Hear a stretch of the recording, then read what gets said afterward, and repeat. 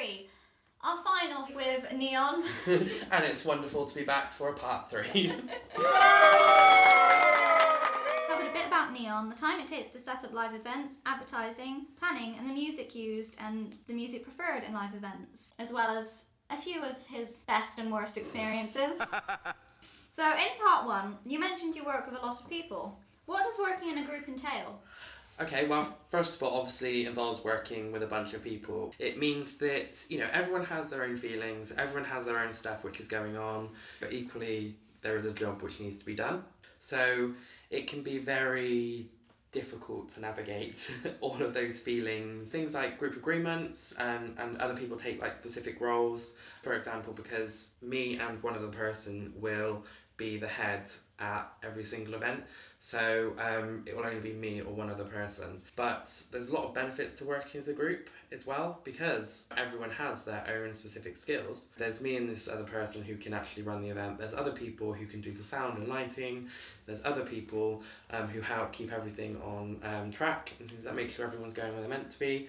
But biggest challenge is definitely like the disagreements which people have, because don't get it wrong, it's nice to work with everyone, but there will always be disagreements because everyone will have their own idea on what direction to take things in. It's just the nature of working in a group. Exactly. People are people. Everyone has bad days, everyone has good days, but it's really, really important to remember that everyone is human. I must admit, there has been a few times where I've had to be the evil person and make sure that people actually are doing what they're told. And there was actually at one point where I actually had to send somebody out of an event. So I actually sent a performer home and terminated their contract prematurely because of behaviour that was going on. Because that's also a part of events as well, is kind of making sure they all run correctly. So you mentioned there that you have a contract. Yes. So do you use group agreements and contracts to make sure everyone's getting paid correctly and Yes, getting we on? do. Yes, we do. And I like to think that, to be fair, there should be kind of like industry standards in regards to contracts, because you've got contracts for a show where you're being paid and things like that, but we also have, as you mentioned, like a group agreement.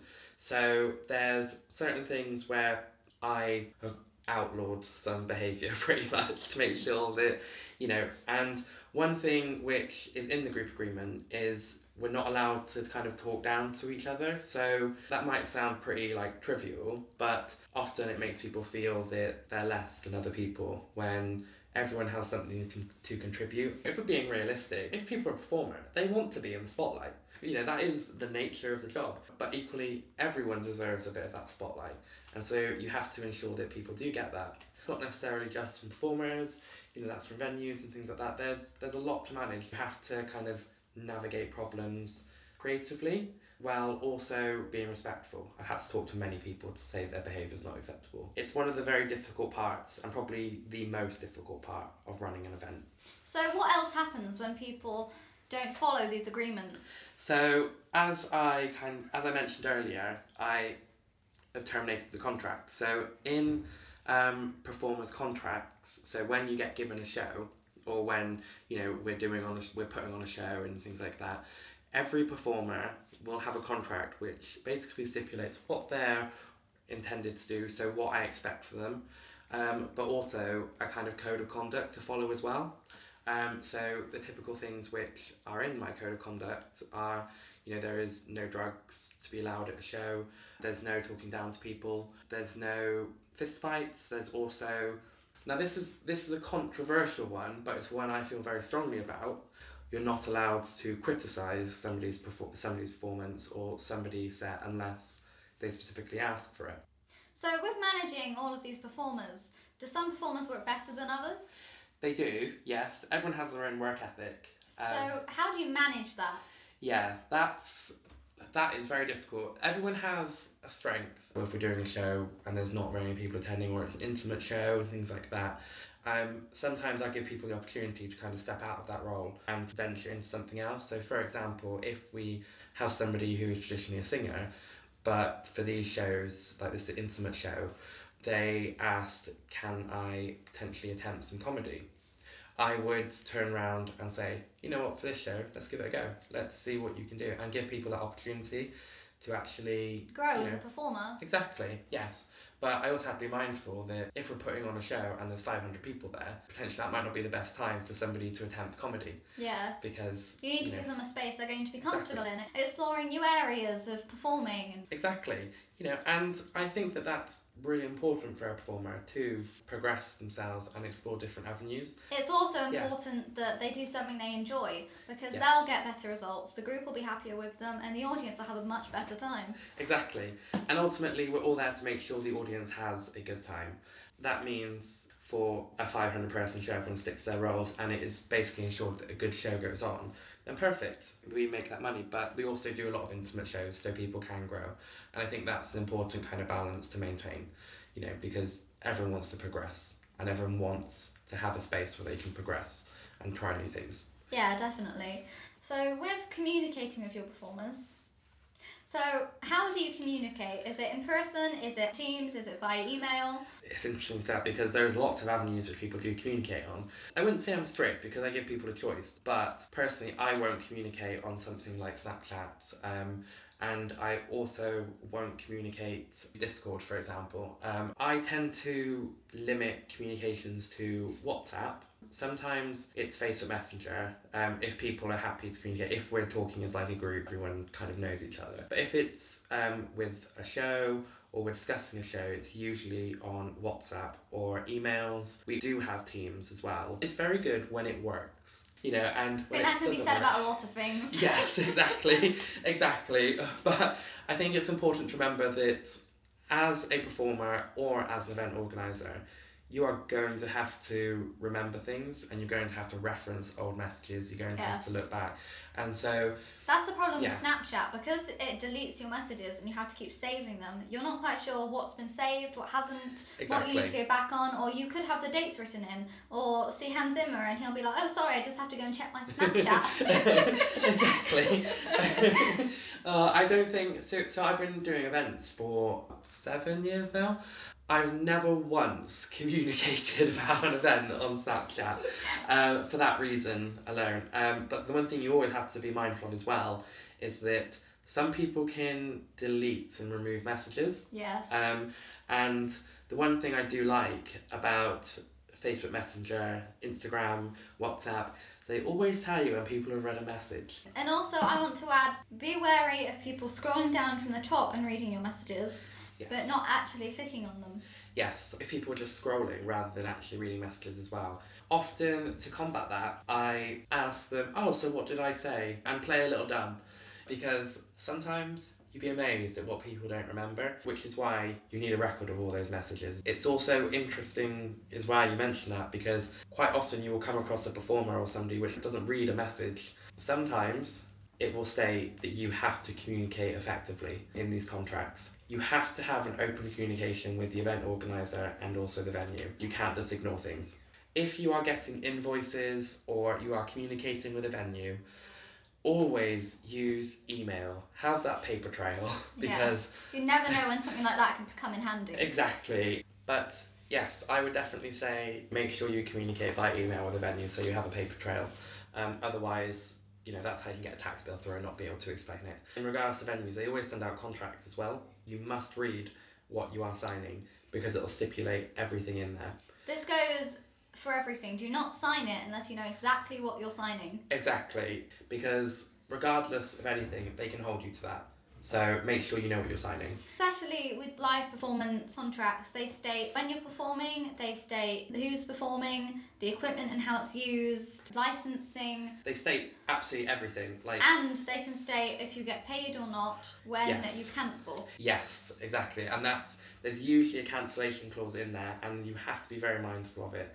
The other thing, which I think people often miss in regards to these things as well, is that they also state how you should behave in things as well, and some places even have clauses in their contracts where they can check, for example, your social media and things like that, which doesn't sound very nice, but it's becoming more and more common nowadays. So make sure you're always reading what you're signing, because the last thing you want to do, because the venues are well in their right to do this, is to perform, do it all, but then not pay you because you've not fulfilled all of the things that were required on your contract.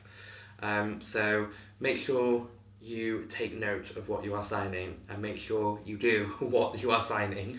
Otherwise, you'll be left with a pretty hefty bill and no money to pay it. So that's a very good point. So in these agreements, they also state licenses, what licenses you need to run events and share content. There's PRS and PPL, sync, mechanical, and more. So PRS is needed to perform covers of songs, and PPL is needed to play music in a public place. They used to be purchased as two separate licenses, but are now purchased as one through the government website. The price depends on the size of the venue and the event. The royalties should go back to the artist if the artist pays to be a member of the British Music Rights Society. For smaller artists, we don't really see any of that profit, instead of relying on streaming services and online platforms like YouTube, Instagram, TikTok, Bandcamp, and more, but that still only gives us around 0.03p depending on per view and the different platforms. But you also need to be eligible for those, like YouTube having 1,000 subscribers and 4,000 watch hours. Yeah, you do. And also, out of curiosity, Lily, what can you buy for 0.03p? That's a very good question. I have not come across anything for that price. I know, especially not in this day and age. People are vastly underpaid. That's the problem. To have your music officially released, you need to even go for a distributor who takes more percentage. Oh my gosh, a percentage of 0.03p. Gosh, I know. They must be rolling in it. Oh man. Because you need to go for a distributor, because it's the only way to get your music onto places like Spotify, YouTube Music, Amazon Music, and other streaming sites, making it difficult for small artists to get the audience they deserve. Whilst we used to buy the song with the CDs and downloads, now on streaming services we are only buying the rights to play the song. DJs need a different license to a normal listener as they are using the music in a public space.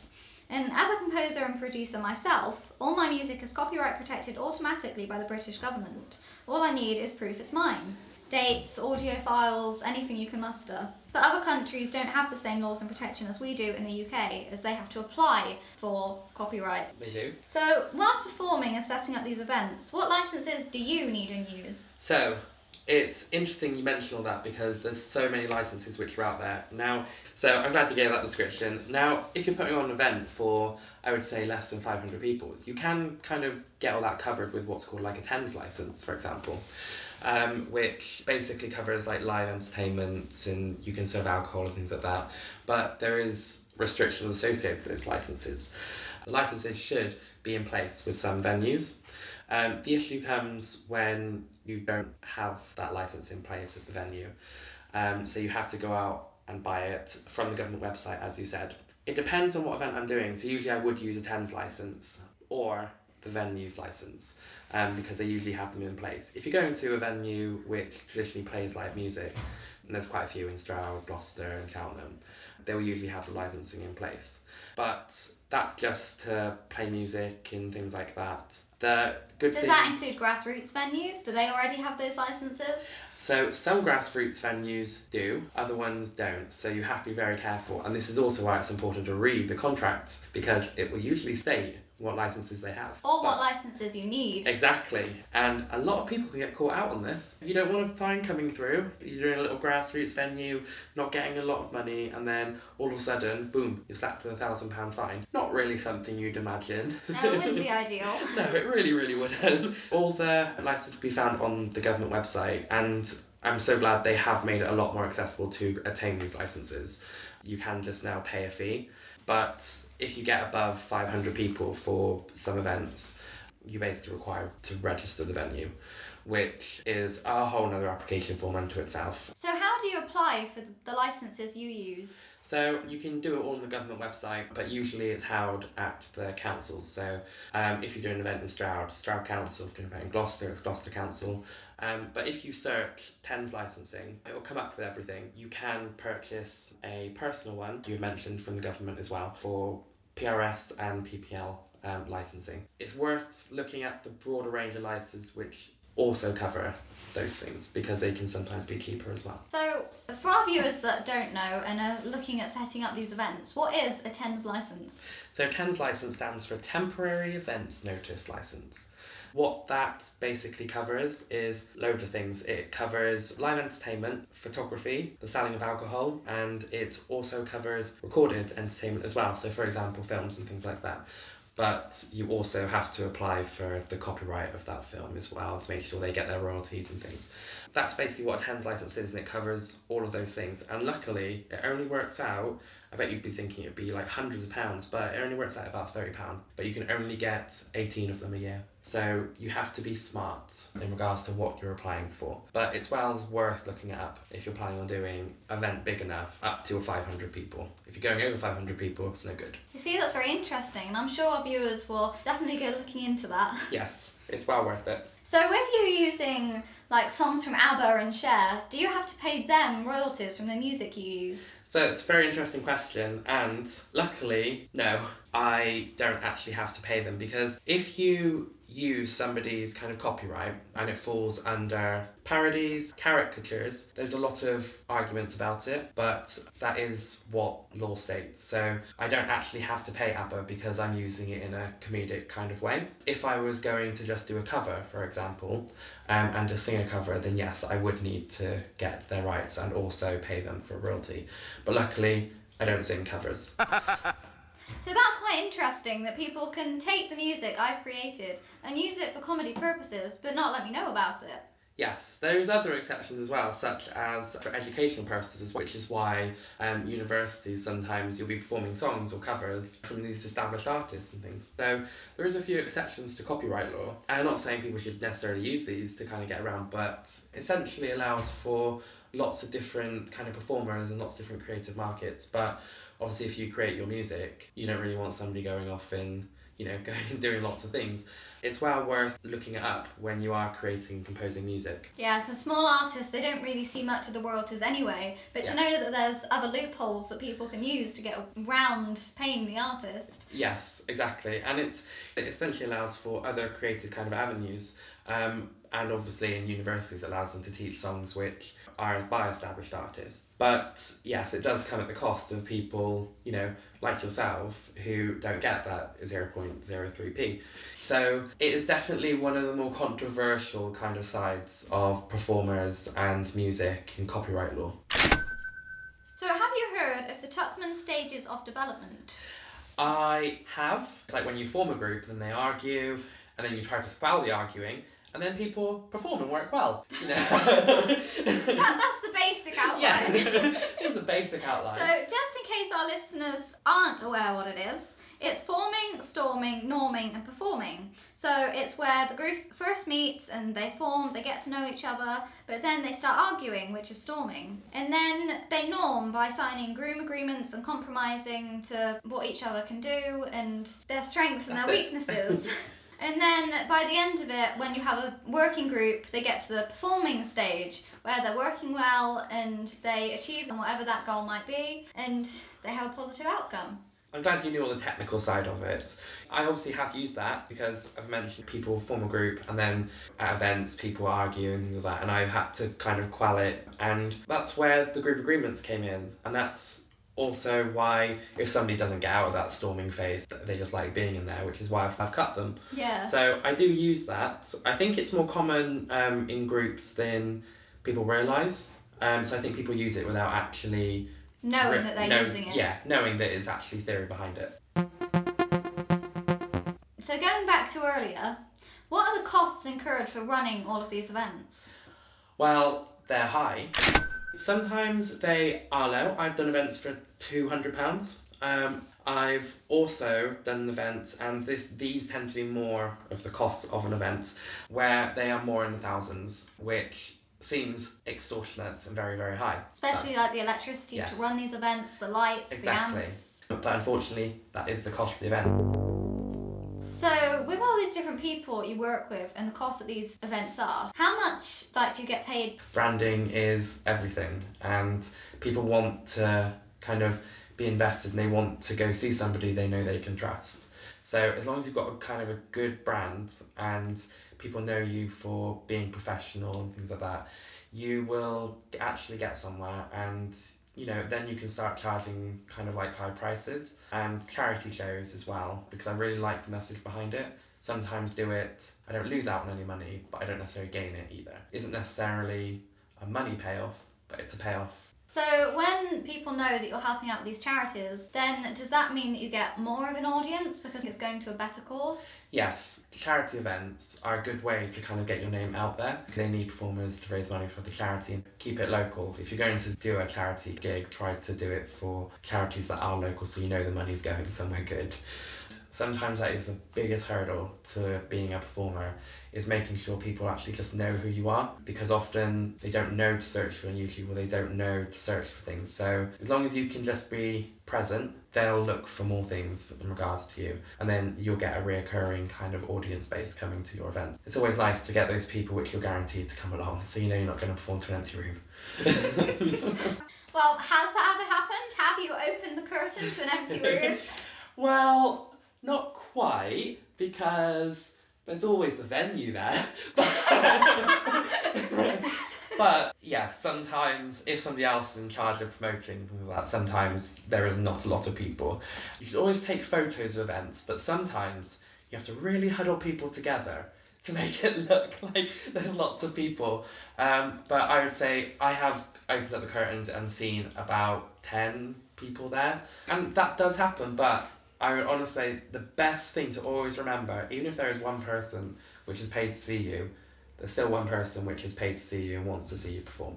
So still do the best you possibly can, whether it's for one person or whether it's for 1,000. So that's very good advice to any performers out there and people setting up these events. Yes. Don't be disheartened if you see one person out there. It can sometimes be a good show.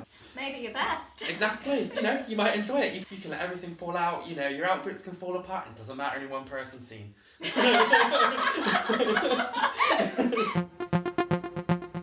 So you said earlier that you have 10-minute sets, but then you have 2 or 3 hours to run everything. So do you have other performers that also perform with you, or do you spend 2 hours setting up and an hour packing down? So when I do my 10-minute sets, usually it's just me, but I do sometimes have other people with me.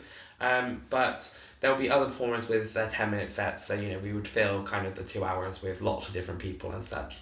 And there'd also be a break in between. There's also kind of like the comparing and hosting, which takes up a bit of time as well. To answer your question in regards like the setting up time, I have arrived 2 hours before an event to kind of set up, do a sound check and things like that. But I was working with 11 performers for that event, and it was a 4.5 to 5 hour event. It's a long performance. Exactly, it's a long, and it was going on kind of like throughout the day, so it was like one of those like full kind of events where you can come in and go and things like that. I wouldn't arrive 2 hours before. Usually I'd arrive about an hour before to kind of help set up. If you've got designated people, so if you've got a sound tech, if you all arrive 1 hour before and everyone knows their jobs, 1 hour is enough, but you need to make sure that you do have time for a sound check. Now, the sound check can be quite lengthy, depends if anything goes wrong, which sometimes it does. So for those front of house engineers out there, Yeah. So if you get the name of the mixing desk and the venue, you can usually find a downloadable version of it to download to Mac, Windows, tablet, even maybe online. And then you can create a show file before you go to the event. Yeah. Because then you can have your EQ sorted, your effects sending to the right places, and then all you have to do on the day is just finish it off and make sure that it suits the event and the room that you're in.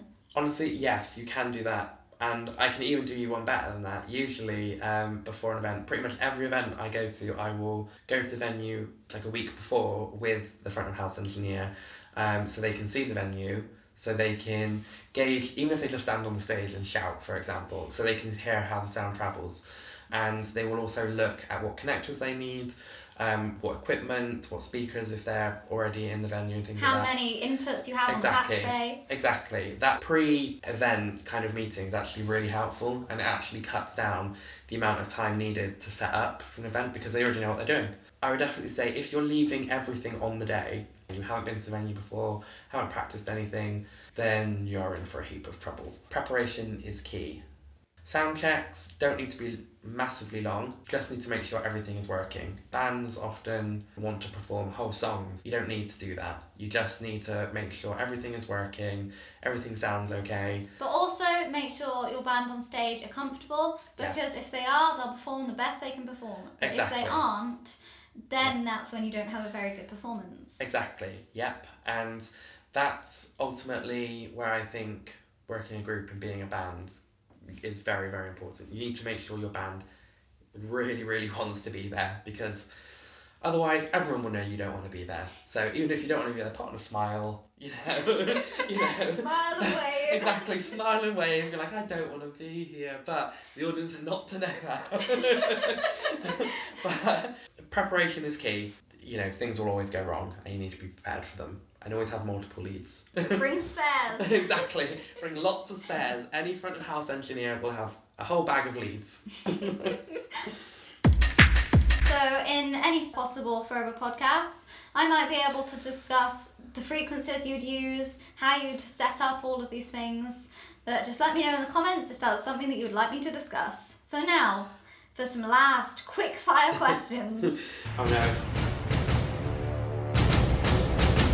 Are you going to ask about my work experiences again so everyone knows and gets all the grisly details of everything? Well, that's what our viewers like. Oh, that is very true.